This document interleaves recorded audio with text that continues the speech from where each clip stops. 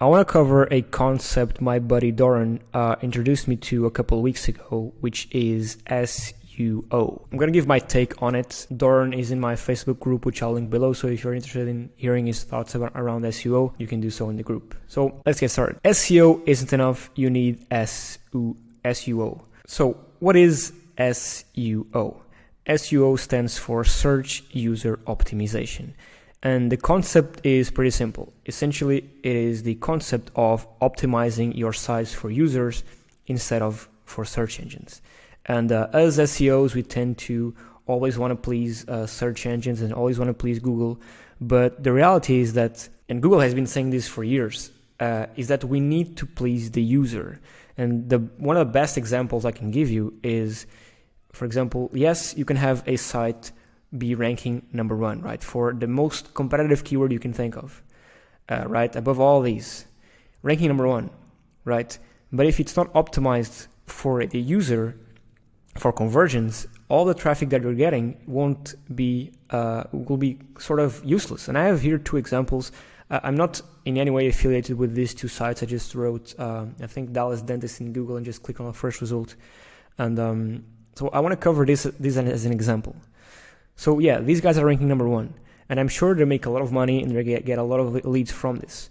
But my point here is that they could be getting a lot more if they optimized for their users. Not that these are necessarily optimizing for search engines, but that's the whole, most people think like that, right? Most people think, okay, so I post a site on the internet, it's going to be on Google, so I got to please Google so it ranks me higher. But we also got to please the users, hence search user optimization. And I can cover these ones, but I guess I can cover an example right here. So when you look at this, when you come to a site, you always need to find the call to action right off the gate, right? And I do see it here, right? It is here, but this right here, this blue text, light blue, gets completely hidden with the white background, right? It's not clear, right? Then what other call to actions we have here? So this is the first one, which is hidden. Then what other call to actions here? We have here three call to actions near each other, right? So this confuses the user, right? We want to give, and this is proven, you want to give as fewer choices as possible to your users, right? Because if you give them too many choices, they'll get confused. So I mean, this is good. Don't get me wrong. I don't like to be. My point is not to be mean to these guys just to prove a point, right? This is confusing. This could be also a call to action here, but it's not. Of course, we have this call to action right here on the side to contact, to request a call, I'm guessing, and fill out a form. The call to actions are here, but they're not clear, right? Then they're using stock photos and all that. That's a whole different thing. Other than that, the site looks good, right? They show the faces, they have social proof, maps, all that, so that's fine. My point here is that the concept, again, means optimizing for users, not for search engines.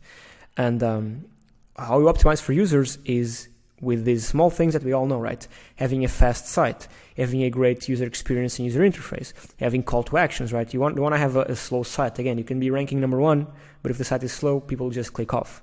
You can have a site ranking number one, but if the user experience is bad, if I cannot find the call to action here, or here it is pretty clear. But if I cannot find a call to action here, I'm going to just go away and click the second one, right? Or because the more time it takes me to find a call to action, the higher I'm likely not to buy from you, not to become a lead.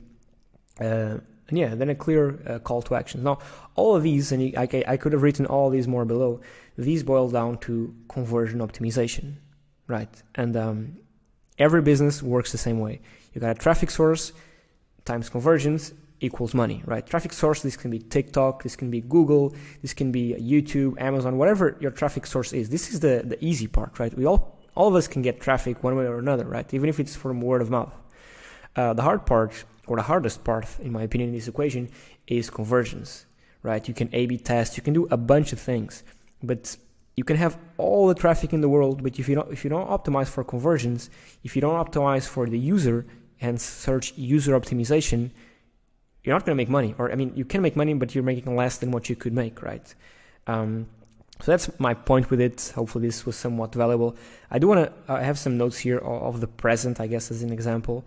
For example, Google has come out and said that AI is now a valid way to produce content on Google, as long as it is valuable to the user again, right? So yes, you can just simply generate content on ChatGPT for your site, but of course, if it's not engaging, people just click off, right? Yes, I can go to ChatGPT and generate a bunch of articles for vetted around, I don't know, SEO and all that, but they're going to be generic articles. They're going to need to be proofread by an actual human to make them interesting and actually valuable to read. But because everyone has access to ChatGPT, it's essentially kind of like if nobody has access to ChatGPT, because we're all leveled. Now, of course, the people that will succeed are the ones that are doing it, that know how to use ChatGPT, right? That don't just ask it to write a piece of content and then post it on their site. The ones that will win will be the ones that take the ChatGPT content, proofread it, add their spin to it. This kind of ties in with what I mentioned, because again, you can of course plaster your site with ChatGPT content, but it's not going to be engaging enough or conversion optimized enough, at least not as of now. And yeah, I just thought this was an interesting concept because I never really saw anyone talking about this. Full credit to Doran, my buddy. I'll link him below.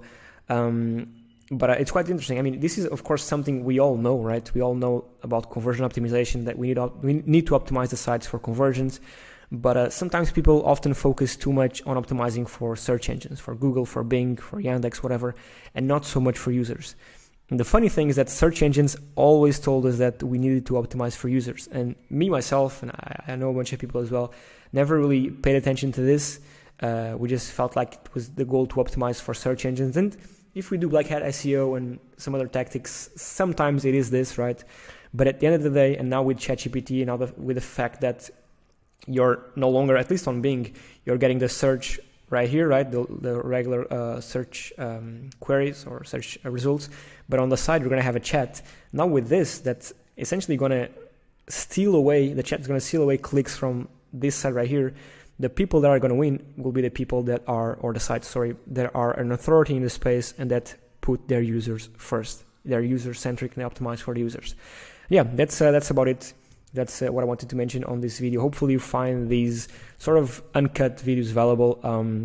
I do, of course, want to still post more case studies and more of that in-depth technical SEO knowledge type of videos. But I do think these are important.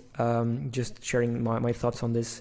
So yeah, thank you so much for watching. Make sure to subscribe, like, and I guess as always, I gotta promote my stuff. Go to vetted.com if you need to hire a vetted SEO professional. We have a bunch of pre-vetted SEO experts here. You can hire them for their skills. If you purchase these type of productized services, if you go to their profile, you can hire them for their time. Sorry, I'm trying to speak fast. Via consulting calls, you can pick their brain and everything you want to discuss with them. And more. Oh, by the way, also almost forgot. I'm trying to speak too fast and I'm stumbling upon my words. You have access to this for free. Essentially, you can put your site here or a competitor site.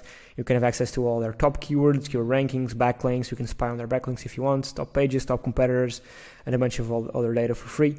And most recently, we released the Managed SEO solution, which is if you need to hire an SEO kind of full-time to handle all your SEO for you, like on a recurring basis, you can request access to join here. We don't accept everyone because we pre-vet the clients as well as the talent, so we can actually send valuable leads to the experts here. And finally, if you want a plugin that I use to audit all my technical SEO on a site, which is this right here, it gives you a bunch of information, H1s, H2s. This site doesn't have an H1, for example. Robots.txt and sitemap links right here with a click of a button. You can just go to the Chrome Web Store and type in Vetted SEO Helper and you can get it for free. Almost 300 users, so thank you so much. And that's about it. I'll shut up right now and I'll see you tomorrow with another one. Cheers.